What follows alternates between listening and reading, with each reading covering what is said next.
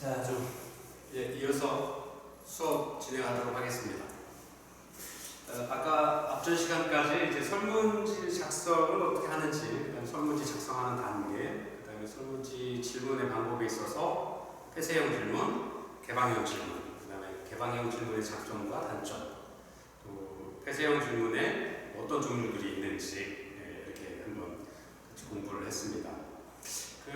이게 어렵다기보다는 아마 우리가 늘상 설문도 많이 해보셨을 거고요. 기관에 근무하시거나 하시면, 그다음에 꼭 기관에 근무하지 않으셔도 우리가 보통 이제 요즘에 이제 선거 관련해서 여론조사를 한다거나 뭐 이런 그런 것들도 전화 설문조사도 전화 여론조사나 이런 것도 어떻게 보면 여론조사나 이런 부분들도 이제 우리가 이야기하는 조사론에서의 조사 방법론의 문제이기 때문에 늘상에서 접하고 있는 것들입니다. 그다음에 또 하나 조사론에서 다루고 있는 많은 부분들이 한번 원점으로 돌아가 보면 사회에서 문제가 되고 있는 사회의 대부분의 구성원들, 그래서 사회 문제를 다룬다거나 아니면 그 해당 특정 문제, 클라이언트들이 가지고 있는 특정 문제들, 개인의 문제라든가 이런 것들을 문제의 원인이 무엇인지, 욕구가 어떤 욕구가 있는지, 그다음에 그 욕구가 왜 채워지지 않는지 문제의 원인이 어디 있는지, 그다음에 그 문제의 원인을 파악하기 위한 방법은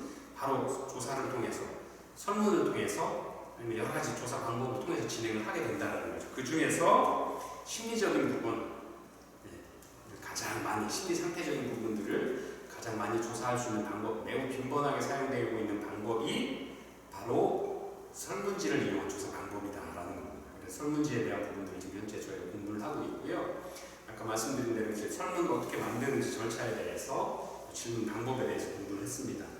자, 그러면 지금부터는 설문을 작성을 할 때 어떤 부분들을 저희가 좀 조심해야 되는지 그거를 좀 공부를 하고요. 마지막으로 교재 맨 뒤편에 있는 설문지를 한번 풀어보도록, 같이 한번 살펴보도록 이렇게 하겠습니다.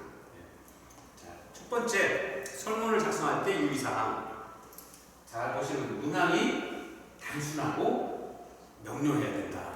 누구나 쉽게 딱 한번 읽어보면 이게 뭘 말하는 거구나 하고 알 수 있어야 된다는 겁니다. 설문지의 문항이 간단하고 아주 단순한, 명료해야 된다는 겁니다. 그래서 애매하게 해서는 안 된다는 겁니다. 그래서 좋아요, 나빠요, 아니면 좋아요, 싫어요, 아니면 이렇게 할까요, 저렇게 할게요.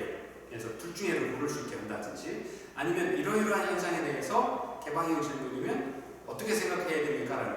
그냥 무턱대고 현대 사회 현상에 대해서 어떻게 생각하십니까? 라고 물으면 대답하기가 참 어렵죠. 그렇게 물으면 정말 대답하기 어렵죠. 그래서 간단하고 명료해야 된다는 의미는 예를 들어 사회 현상에 대해서 물어볼 설문을 하실 것 같으면 그 많은 사회 현상 중에서 아까 말씀드린 것처럼 개념을 정확히 정해야 된다고 했죠. 그 중에서 학생들에 관한 질문, 그 학생들에 관한 질문 중에서도 대학교 선생님들처럼 이제 2학년에 계신 분들에 대한 질문들을 딱 찍어서 던져드리는 거죠. 그렇게 간단하고 명료하게 해야 된다는 겁니다. 그래서 지금 산업체에서 대학교 2학년이 돼가지고 이런 조사론을 공부를 하는데 어려워요? 쉬워요? 이렇게 물어보셔야 된다는 거죠. 이해가 잘 되세요? 안 되세요? 이렇게. 예를 들자면 그렇다는 겁니다. 그냥 대학 생활이 어려워요? 즐거워요? 라고 여쭤보는 거예요. 그렇게 하면 우리가 이야기한 설문은 될 수 있겠지만 우리가 조사하고자 하는 문제에 대해서 아니면 개념에 대해서 척도로 사용하기에는, 질문으로 사용하기에는 굉장히 불합리할 수 있다는 거죠. 그래서 간단하고 명료하게. 그래서 설문 대상자가 딱 읽어봤을 때 이거는 뭘 묻는 거구나 라고 딱 이해할 수 있도록 그렇게 만들어줘야 된다는 겁니다. 두 번째, 이중질문 피하기입니다. 교재 101페이지를 보시면 쉽게 이해가 되는데요. 한 번에 두 가지 질문을 하시면 안 돼요. 할 수 있는 경우도 있을 수는 있겠죠. 하지만 설문으로 조사하는 설문에 있어서는 한 번에 두 가지를 질문하는 날이 있으면 A, B, C, D 중에서 뭘 고를지를 곤란하게 만든다는 거죠.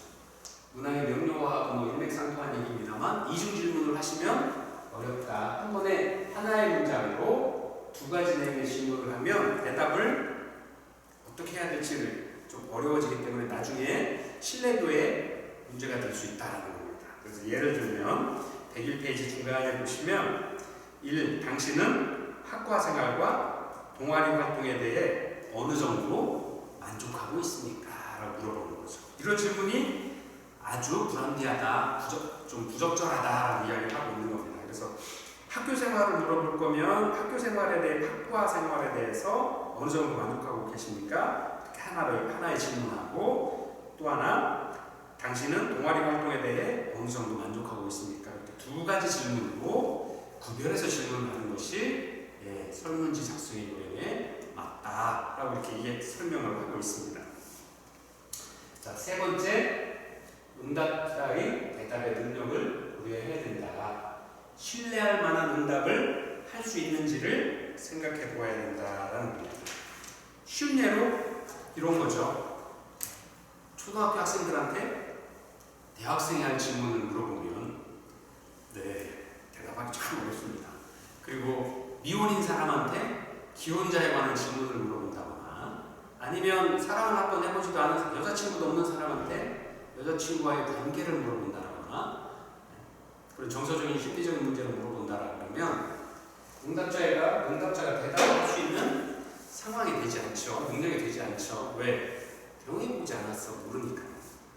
그래서 그러한 질문들은 맞지 않다라는 겁니다.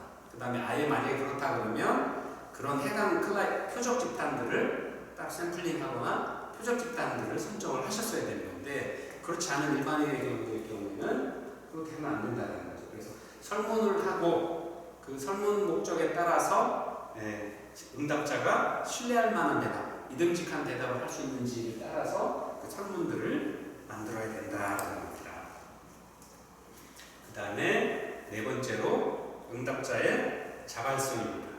응답자가 대답하기 꺼려하는 질문을 묻는다 그러면 솔직하게 대답하기 어렵죠.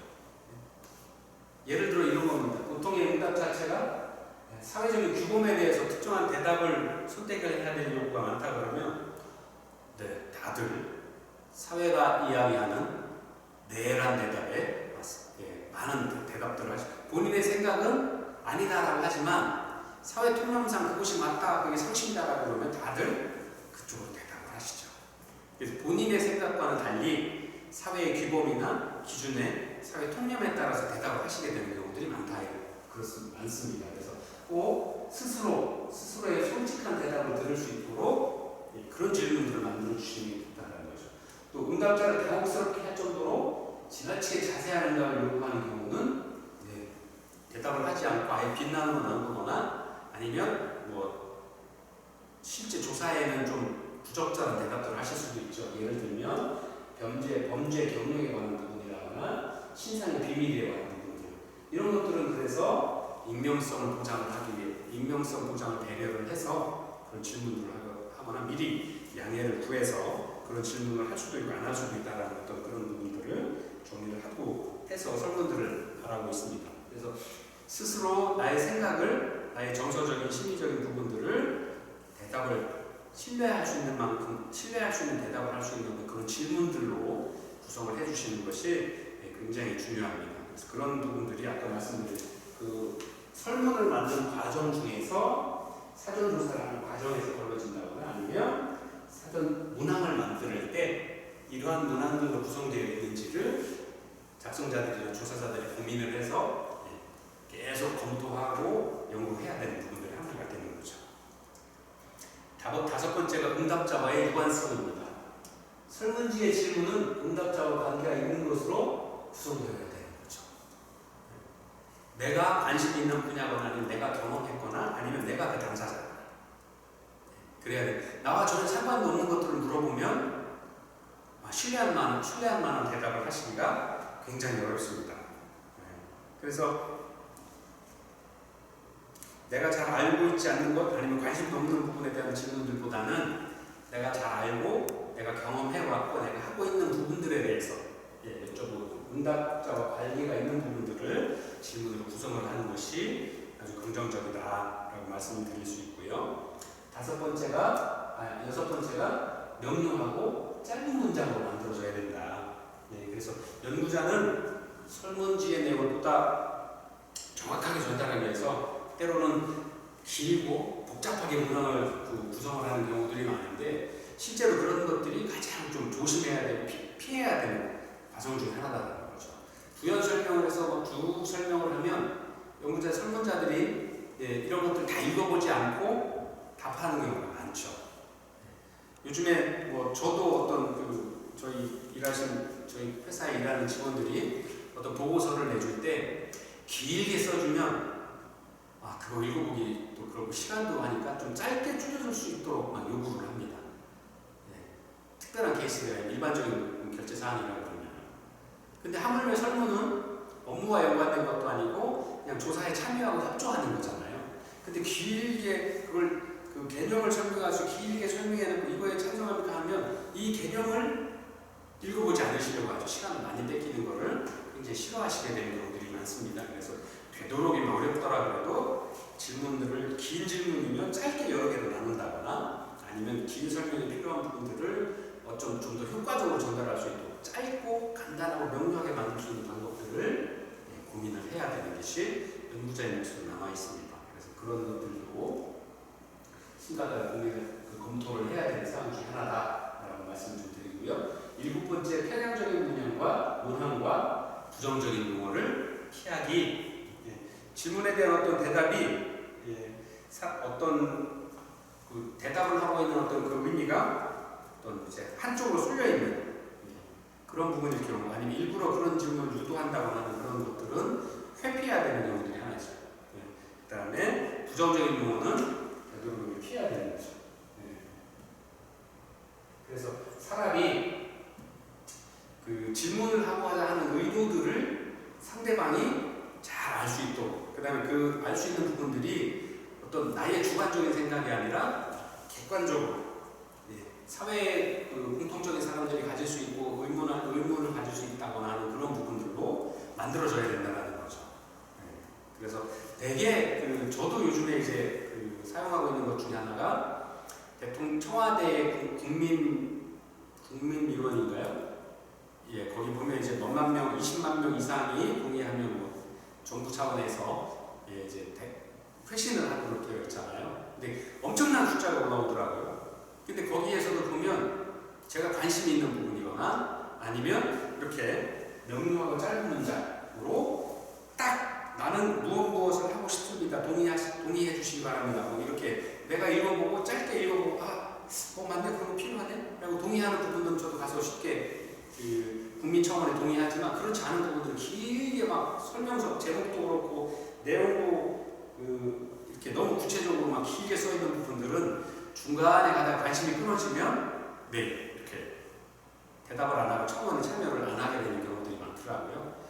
그런 경우들도 국민적인 관심을 가진 부분들도 그런데 우리가 어떤 연구를 하기 위한 일부 특정인에 대한 어떤 케이스를 조사하고 설문을 할 때에는 그런 부분들을 굉장히 좀 이렇게 섬세하게 바라보실 필요가 있다는 거죠. 그래서 명료하게 짧은 문장, 편향적인 문항과 부정적인 용어를 피해서 설문지를 작성을 할 때는 유의를 하시는 게 필요합니다. 자, 그 교재 103페이지를 보시면 설문지의 예가 나와 있습니다. 그래서 같이 한번 보면서 하나씩 보도록 하겠습니다. 자, 설문지의 예, 실버 플래너의 의식조사 설문이 나와 있는데요. 여기 한번 잘 보시면 이렇게 되어 있죠. 안녕하십니까? 본 조사는 실버 플래너의 의식을 알아보기 위한 것입니다.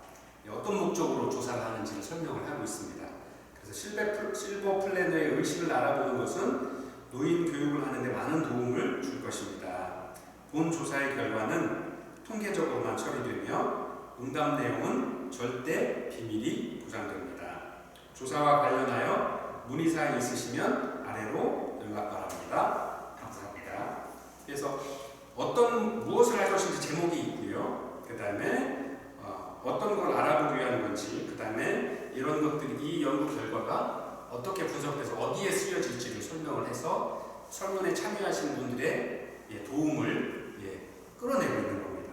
그 다음에 이제 통계적으로만 이 설문에 대한 내용들이 어떻게 쓰일지 통계적으로만 사용될 거고, 설문에 참여한 사람들의 비밀이 보장될 거고, 그 다음에 조사와 관련해서도 여기 설명된 거 이외에 어떤 궁금한 점이나 또 알아보실 부분들이 있으면 자기들 연락처를 적어서 연락처를 실명으로 기록을 해주는 거죠.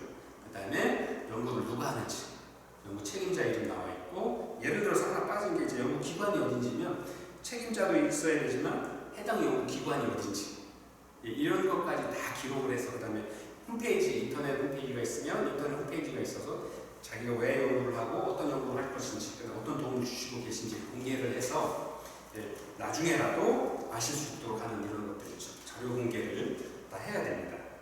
그래서 한번 같이 보도록 104페이지를 한번 보시면, 첫 번째, 다음은 실버 플래너의 귀하의 일반적인 사항에 대한 질문입니다. 빠짐없이 모든 분에게 답해 주시기 바랍니다. 그래서 첫 번째 카테고리가 하나가 있고요. 그래서 그거는 일반적인 사항에 대한 질문. 그래서 그렇게 해서 1번에서 11번까지 11개의 질문을 가지고 있습니다. 두 번째 카테고리는 다음은 실버 플래너의 양성 및 파견 사업에 참여하시는 실버 플래너의 생각과 의견을 묻는 질문입니다. 빠짐없이 모든 문항에 답해 주시기 바랍니다. 아까 그래서 그 실버 플래너인 실버 플래너 설문조사 대상자의 일반적인 사항들을 여쭤봤고요. 두 번째가 실버 플래너 양성 및 파견 사업에 참여하시는 실버 플래너의 생각과 의견을 묻는 질문입니다. 이렇게 두 가지죠. 처음에 쉽고 간단한 문제, 쉽게 대답할 수 있는 문제에서 이제 본격적으로 필요한 질문들을 하기 위한 방법들 설명을 하고 진행을 하고 있는 거죠. 또 세 번째, 이건 이렇게 그렇게 해서 두 가지로 끝났네요. 그래서 아까 그 저희가 처음에 보셨던 것처럼, 자, 흥미 유발 질문이나 아니면 유사한 문항을 배치하는 거죠. 첫 번째가 일반적인 사항을 배치해서 보는 거죠. 그 다음에 난이도를 고려해서 쉽게 대답할 수 있는 질문을 먼저 하고, 어려운 질문들은 뒤로 조금 뒤로 물려서 질문들을 쭉 하시면서 난이도에 따라서 쭉 설명을 하고 대답을 해나갈 수 있도록 이렇게 잘 배열된 표준 어떤 설문지 중에 하나입니다. 그래서 한번 보시면, 첫 번째, 실버 플래너의 귀하께서는 어느 지역의 노인복지관에서 활동하고 계십니까? 서울, 경기도, 경상도, 전라도, 충청도 지역에서 어디서 근무하시는지 이제 확인을 하고 있고요. 그 다음에 귀하의 성별, 남성분인지 여성분인지. 그 다음에 3번, 실버 플래너의 귀하는 몇 년생이십니까? 그래서 연령대별로 나중에 조사를 하기 위한 자료들로 물어보고 있죠. 기본 심사항에 관한 부분들을 확인하고 있죠. 그 다음에 네 번째, 실버 플래너의 귀하의 최종 학력은 어떠십니까? 그래서 1번서부터 6번까지 무학, 한글 해도 초등학교, 중학교, 고등학교, 대학교, 대학원 이상 이렇게 해서 6가지로 구별을 하고 있고요. 혹시 귀하의 종교는 무엇입니까? 해서 기독교, 천주교, 불교, 없음, 기타. 그래서 많은 종류별로 해서 대답을 하실 수 있도록 하고 있고요. 그 다음에 실버 플래너가 누구랑 살고 계신지, 귀하는 누구와 살고 계십니까? 또 결혼 상태는 어떠십니까? 그래서 기혼, 동거, 기혼 중 별거, 이혼, 미혼 이렇게 어떤 상황에서의 구별을 할 수 있도록 이제 다 대답을 하실 수 있도록 해놨죠.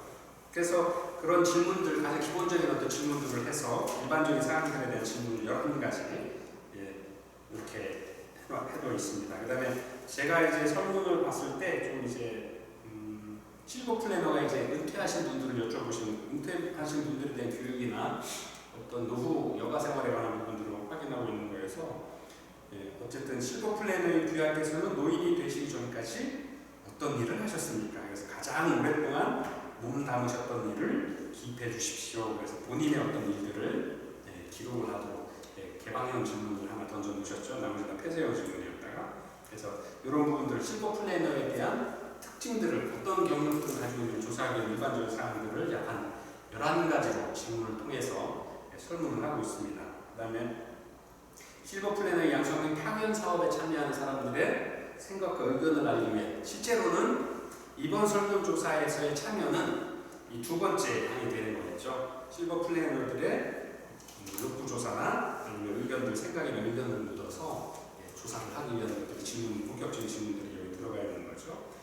첫 번째가 실버 플래너 양성 및 파견 사업에 참여한 가장 큰 궁극적인 이유가 무엇입니까? 지식향상, 자기개발, 자원봉사활동, 노인 일자리 참여, 기타 이런 식으로 해서 쭉 설명을 좀 하고 있죠. 여기도 15-1번을 보시면 아까 부수적인 질문, 폐쇄형 질문에서 부수형 질문과 여과형 질문 형태를 띄고 있죠.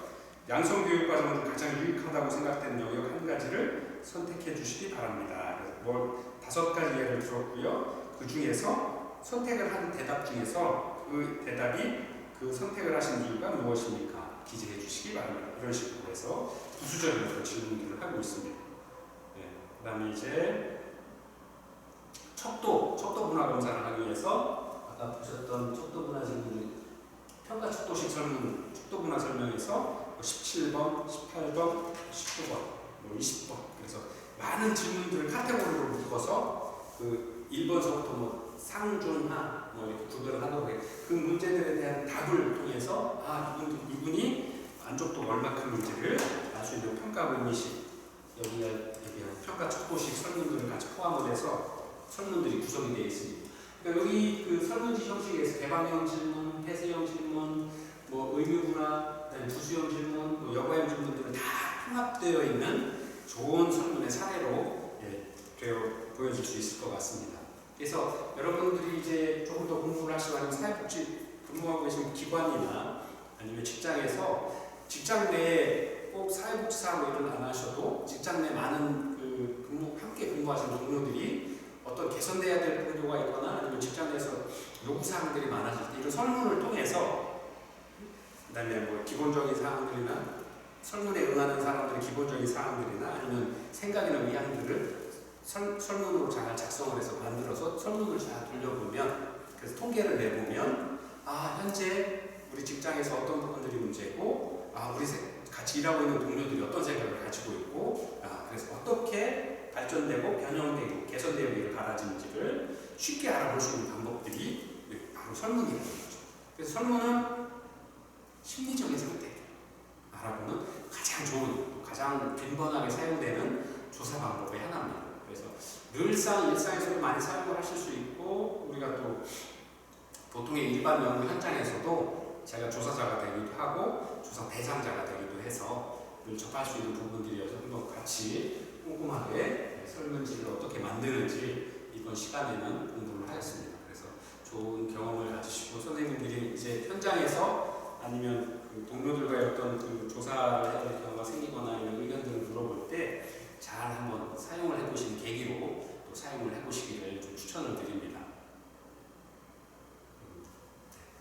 자, 오늘 그러면 이제 이번 설문에 관한 부분들로서는 이제 수업을 좀 마치고 다음 시간에는 측정의 타당도와 신뢰도에 대해서 함께 공부해 보도록 하겠습니다. 측정의 타당도, 신뢰도 이제 다음 시간에도 충분히 설명을 드리겠습니다만 늘 그 조사를 할 때 반복되는 질문 중에 하나입니다. 또 신뢰도에 관한 부분들은 우리가 요즘 이제 선거철이 되었으니까 가장 많이 들어보시는 것 중에 하나일 것 같습니다.